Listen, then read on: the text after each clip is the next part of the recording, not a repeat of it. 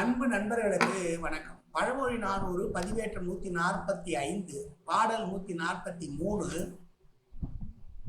இது பிறர் இயல்பை குறிப்பால் உணர்தல் என்கிற தலைப்பிலே வரக்கூடிய இரண்டாவது பாடல். யாம் தீய செய்த மலை மறைத்தது என்றெண்ணி தாம் தீயார் தம் தீமை தேற்றாராய் ஆம்பல் மனையில் கமழும் மலிதிரை சேர்ப்ப கனையிலும் கூறியவாம் கண்.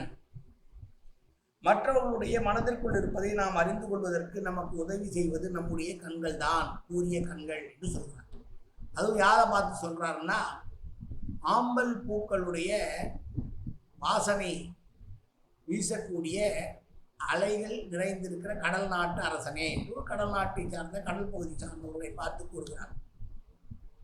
தீய செயல்கள் செய்தவனுடைய தீமைகளை எல்லாம் மலையால் மறைத்தது போல என்று அவன் நினைத்து, ஏதோ ஒரு மலை அவனுடைய தீய செயல்கள் எல்லாம் மறைத்து விட்டது என்று நினைத்து கொண்டு மேன்மேலும் அவன் தீய செயல்களையே செய்து கொண்டிருப்பவனுடைய உள்ளத்து உணர்வுகளை நாம் அவன் முகத்திலே நம்முடைய கண்களை கொண்டே ஆராய்ந்து பார்த்து தெரிந்து கொள்ள முடியும் என்று சொல்லுகிற பாடல்.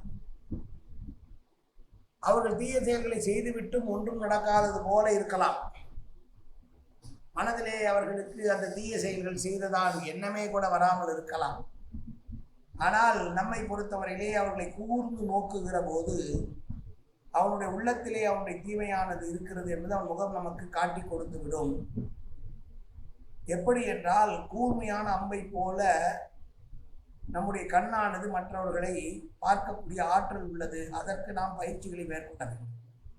மற்றவருடைய மனதை ஆராயக்கூடிய பயிற்சி பெற்றவனுக்கு தீமையே செய்து வருகிற ஒருவனுடைய குணமானது வெளியிலே அவன் கண் மூலமாகவே, அவன் முகத்தை பார்ப்பதன் மூலமாக தன் கண் மூலமாக தெரிந்து கொள்ளுவான் என்று சொல்லுகிற பாடல். பிறகு உள்ள நிகழ்ச்சியை அறிவதற்கு நம்முடைய கண்களே சிறந்த கருவி என்று சொன்ன பாடல். மீண்டும் பாடலை பார்ப்போம்.